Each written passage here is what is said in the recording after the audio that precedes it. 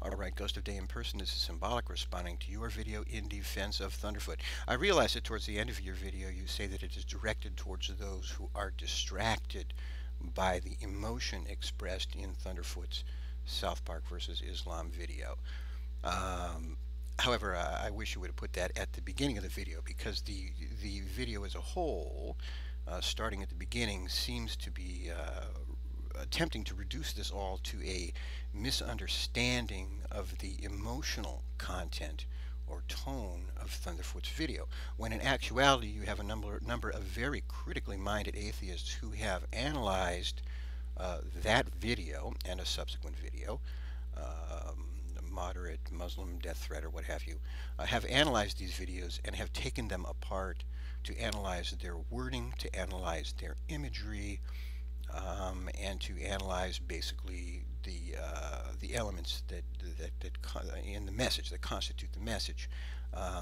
So I do not at all see people simply responding, say, being distracted by anger expressed. We're all familiar with anger, and we're all familiar with passion.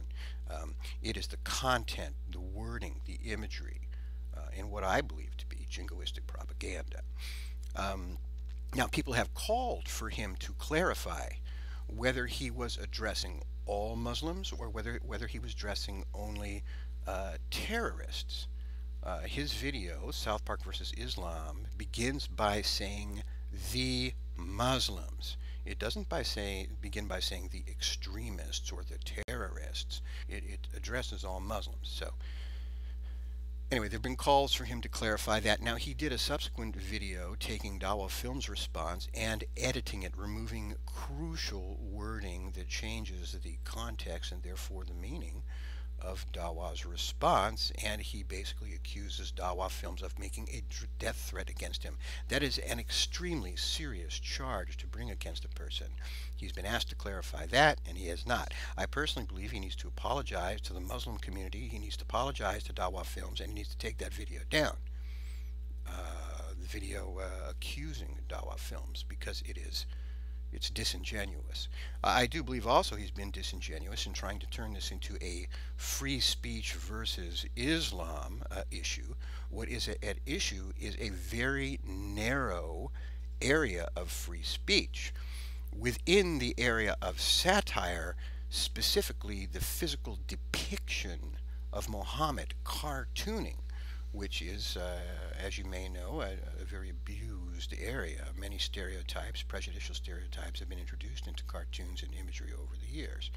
So that's the story. So I really don't see how you can reduce this to, well, everybody's just misunderstanding his emotion. You have a lot of very bright and critically minded people analyzing and critiquing those videos.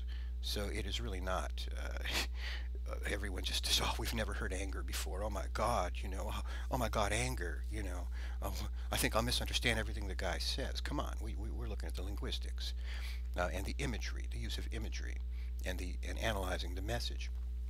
As to his users that hang on his page, you say that he has no responsibility towards these people's action. I disagree completely. By accusing DawahFilms of having made a death threat, he unleashed a lot of hate. His subscribers went out and have left a horribly prejudicial and threatening message on DawahFilms' channel.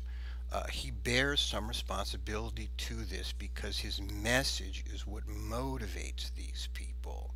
And I believe if he was a true man of conscience and integrity, he would come out and ask his subscribers to back off, not to leave these prejudicial comments. Now, part of this comes down to, one's philosophy on what your channel is about. Is it a complete open forum for people to come on and express all the hatred and prejudice they want? Or do you view your channel page differently? Do you view your channel page as something that you have personal responsibility over? I myself do not let my channel become a forum for hate speech. I believe that would be unconscionable of me. So in any event, I'm afraid you have oversimplified, radically oversimplified. People have analyzed the videos, they've analyzed the linguistics, the wording, the imagery, the different ways the messages can be interpreted, and they have called for clarification, and Thunderfoot has ignored all these calls for clarification. Now, you tell me, why would he do this? In any event, to try to reduce this to, oh, we simply misunderstood his anger, and we can't cope with anger, and when we hear anger, we completely misunderstand what's being said, is frankly reductionism to the point of absurdity. So that's what I think, and I do think he's accountable to some extent to the actions of his subscribers, because you could ask them to stop. That's pretty much the story. His images the images he uses set up quite a rhetorical vehicle. He has various images of groups of men and women holding placards. Now,